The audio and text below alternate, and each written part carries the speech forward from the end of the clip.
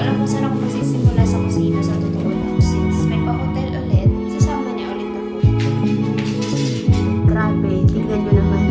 Para ma-maximize ko rin yung space. Yan yung ating kusina after nating mag-libre. So yung mga damit namin ready na, nakapag-plancha na rin.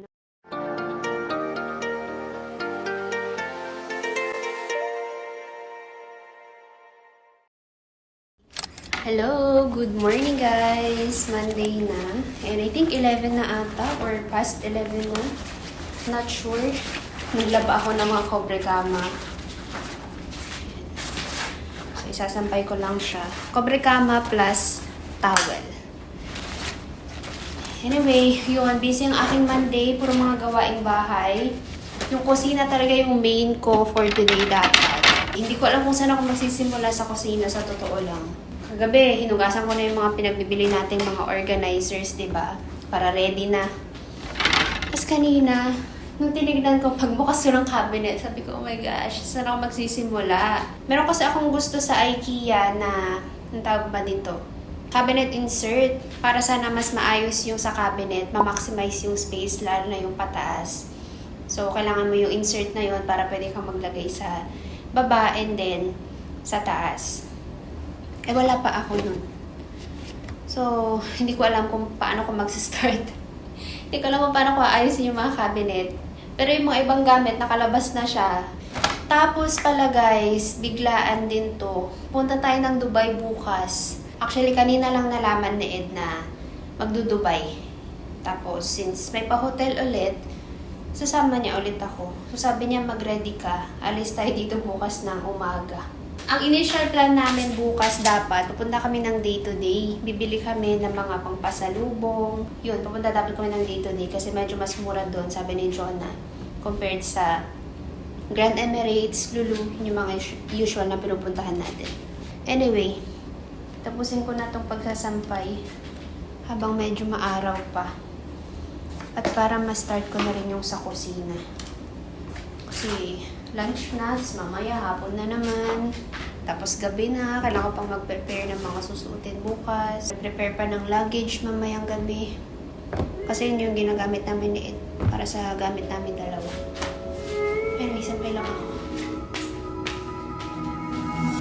Terrible things started happening when you walked away. So that's why I stay right here. Cause when all of my dreams seem so out of reach, you're crystal clear. You don't disappear, baby. No. So why would I follow you when you're the only thing on hollow with me? And why would I try to hide the truth?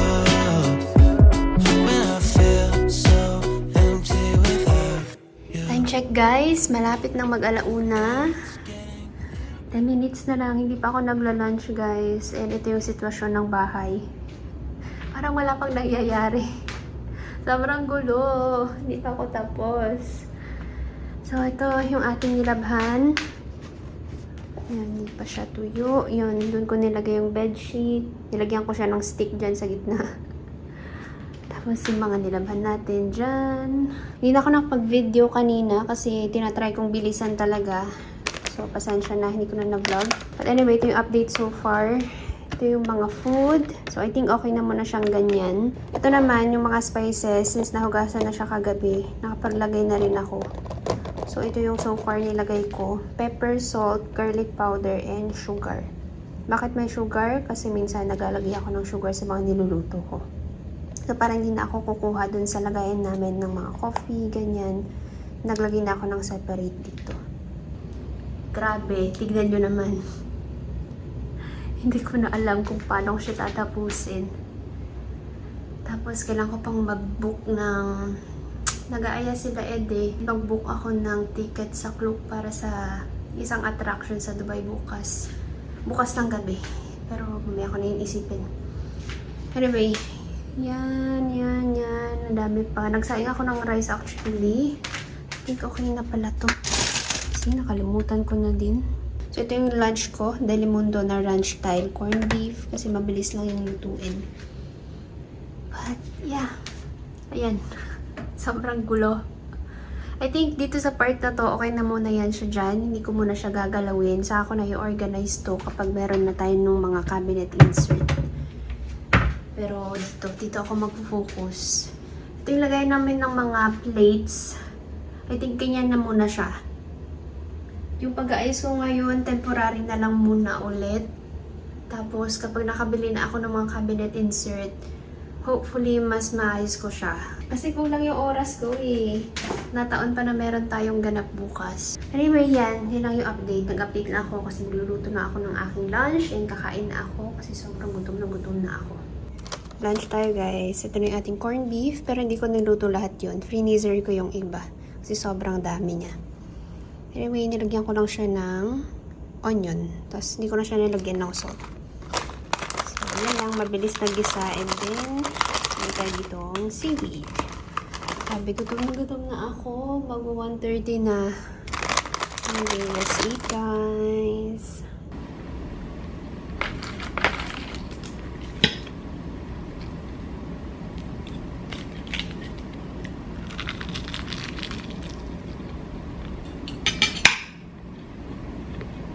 Malapit na mag 2:30. And medyo tapos na ako. Sa kusina actually tapos na ako. Ito hindi pa to luto eh. Although yung dito sa gitna okay na. Yung mga nasa gilid-gilid na lang.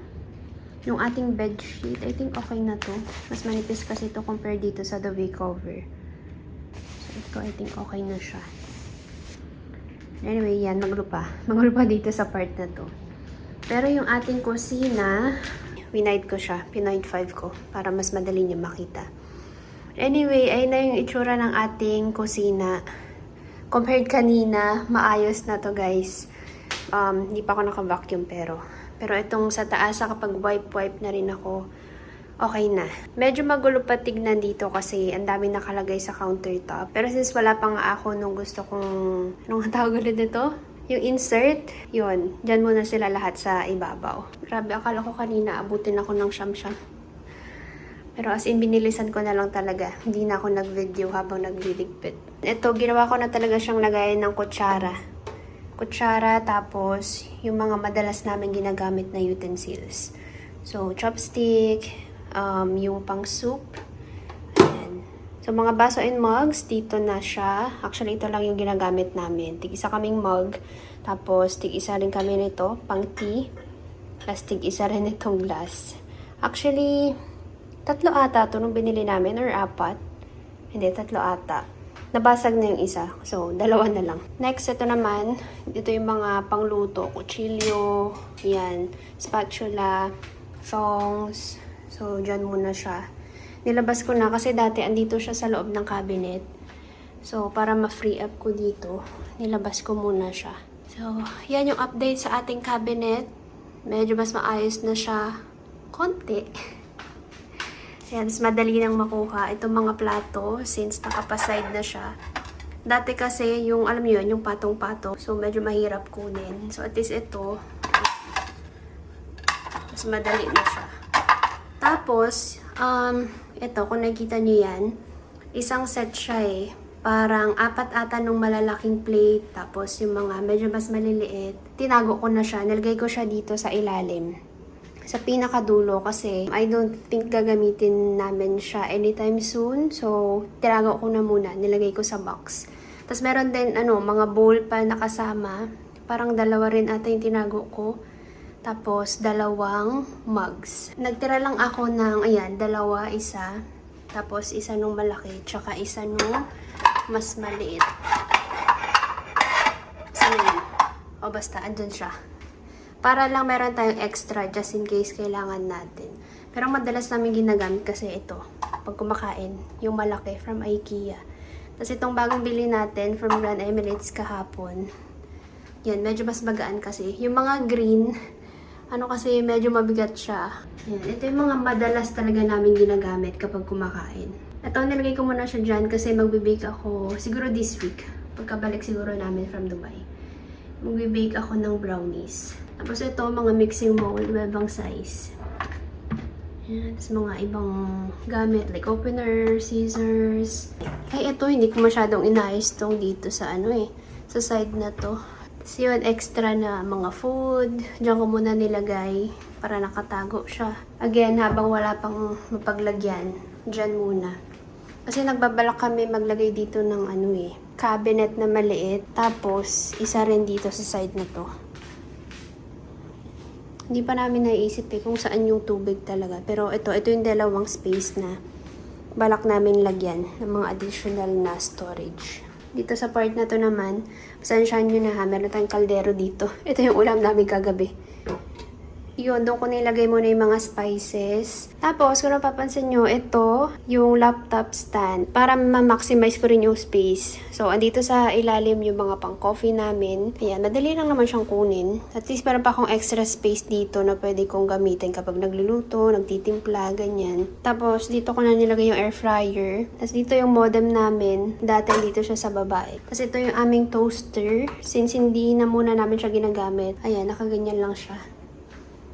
Pero, yeah, I think not bad naman. Hindi naman na ganun kasama tignan.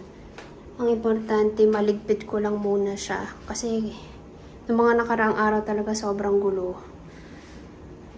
So, yeah. Itong part na to, hindi ko na bubuksan yan kasi magulo yan. Yung mga pangluto ko yan. Yan yung ating kusina after nating magligpit-ligpit. Again, hindi siya yung as in sobrang organized na organized ha, pero way better na talaga. Time check. 10:10 na guys. Nagliligpit na kami ng mga dadalhin namin bukas. Medyo malapit na akong matapos. So, yung mga damit namin ready na. Nakapag-plansya na rin ng susuotin bukas. Ito sa kanya. Yun yung sa akin. Mas madami yung sa kanya kasi gagamitin pa niya sa work. Tapos ito, shoes niya na extra. Yun. Ito susuotin. Yun susuotin ko bukas paalis. Mas meron ako ditong extra rubber shoes para sa pauwi naman to. And then slippers. And then ito yung mga makeup ko. Pero hindi ko muna siya lalagay kasi gagamitin ko pa to bukas. Niready ko na para wala akong makalimutan. Yes. Ay, dyan na yung sa'yo, mga skincare mo.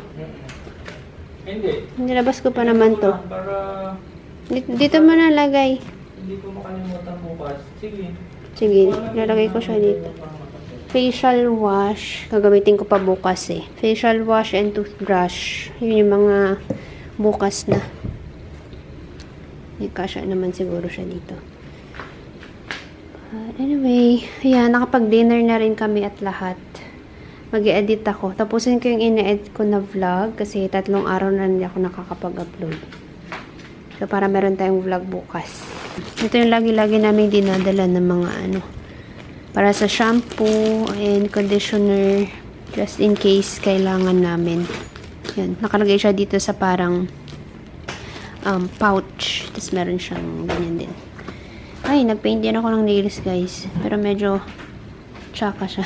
Hahanap ko ng acetone yung gilid-gilid. Madaling nail polish kasi ito kanina Yung bag na dadalhin ko, ito na lang. Isa lang. And, yeah.